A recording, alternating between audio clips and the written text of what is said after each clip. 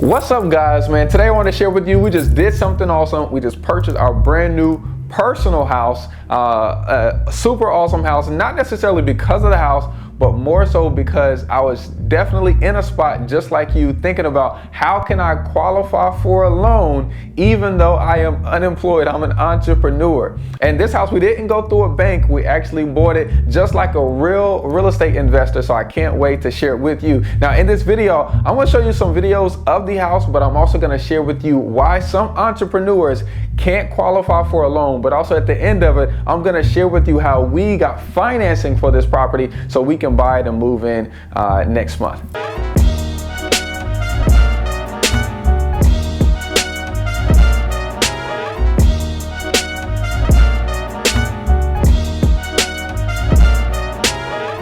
What's up, guys? It's your boy Sawan Belcher. This is me taking action on Instagram.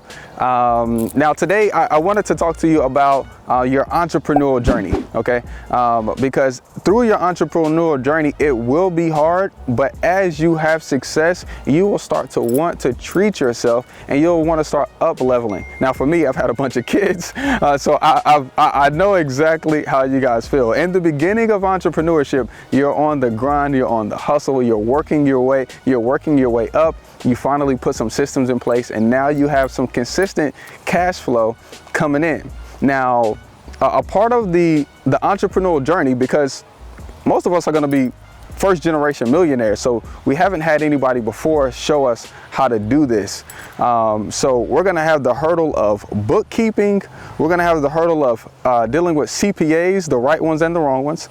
And we're going to have the hurdles of trying to figure out all of the policies that go along with keeping up with our money and actually leveraging all of the deposits that we have coming in. You'll find that most CPAs that don't have clients that make $500,000 or more a year always go for the very basic advice of saying, hey, give me all of your expenses, okay? Upload them out of QuickBooks and let's bring down your taxable burden to as little as possible. Matter of fact, a lot of these CPAs will even put you in the negative. Now that's cool because you do end up paying $0 in taxes. And honestly, if we can keep as much of our money as possible, hey, I get it, and is legal, awesome. But that's gonna be your first hurdle when it comes to getting property. Because a bank is gonna give you money based off of how much money you make. And for entrepreneurs, we don't have a W-2 stub, okay? So if we can't print out a stub that says, hey, we made this amount of money, where are they gonna get our proof of income from? They're gonna get them from our taxes. Now they could get them from bank statements, but most of the time, banks do not wanna see your bank statements. They wanna see what you actually paid taxes on, and then they'll be willing to lend 6 to 7 times that amount that you made.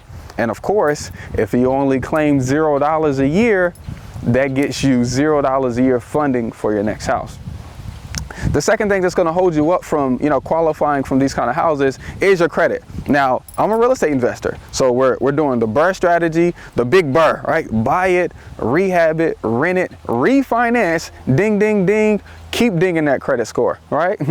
Ding, ding, ding, so we're leveraging our credit like we're supposed to. At least that's what they say. Once again, we're first generation millionaires. So they say, hey, let's get you those 0% credit cards for the first, 12 months. Let's have you apply for this loan. Let's refinance this property.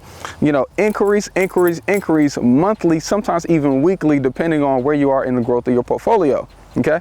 Now, most people that are using their credit consistently, even when you pay your bills on time, it's going to hinder you where you are. Now, on a good day, I'm typically around a 680. Now, when I slow down my inquiries because the refinances are down, I can get close to a 700, but I almost never touch it. And realistically, for properties like the one that you see that we purchased, in the 800 and above, those are jumbo loans. They want to see that you have a 720 or above. So that might hold you back from getting property like this, right? The last thing that I thought would hold me back is my reserves, because once again, I'm investing in my business. As an investor, I don't think most people think about this, I'm not rich. I'm a real estate investor. I make money and I use the money that I make to invest to grow my business.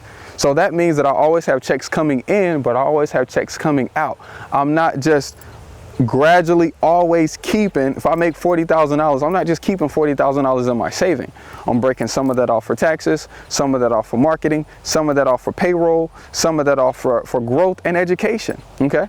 So I really didn't think that I would be able to get into a property like this until I learned that my normal real estate investing strategies that I typically use, marketing to sellers off market, finding some kind of issue or problem, and then making them a creative offer. Okay, now if you haven't followed this channel for long, or this is your first time here, the way we target these sellers is by buying some kind of list. Okay, now when you're dealing with this kind of purchase, because this is different. Yes, it's an investment, but it's not really like a rental property or a flip property.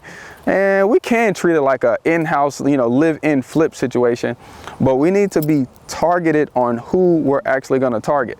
And then we also need to craft our offer in a way that would make sense and that's agreeable for the seller who was able to get a bank loan to qualify for $1 million property. So in the next video, I'm actually going to share with you how do we break down targeting people, like this, so that way they can know who we are. Right? We can know exactly what to say to them, and then we can come up with the terms that we need in order to buy and own property like this, so we can not just have that experience for ourselves, but also so we can level up our families and level up the next generation that's coming behind us. Hey, look, now what do you guys think about the house? It's pretty dope. I'm actually gonna capture the journey of actually buying this property, closing on it, rehabbing it, and moving in right here on the YouTube channel. And I'm gonna share more and more detail as we grow our Patreon. Our Patreon is only $7 a month, and there we actually hold all of the replays for our one-on-one calls, our weekly coaching calls, and even our mentees calls on their 90-day coaching programs. So as you guys join the Patreon, I'll start to share more and more information about how you guys can start using real estate investing to grow a portfolio, so that way you can buy houses like this without having to qualify for a loan.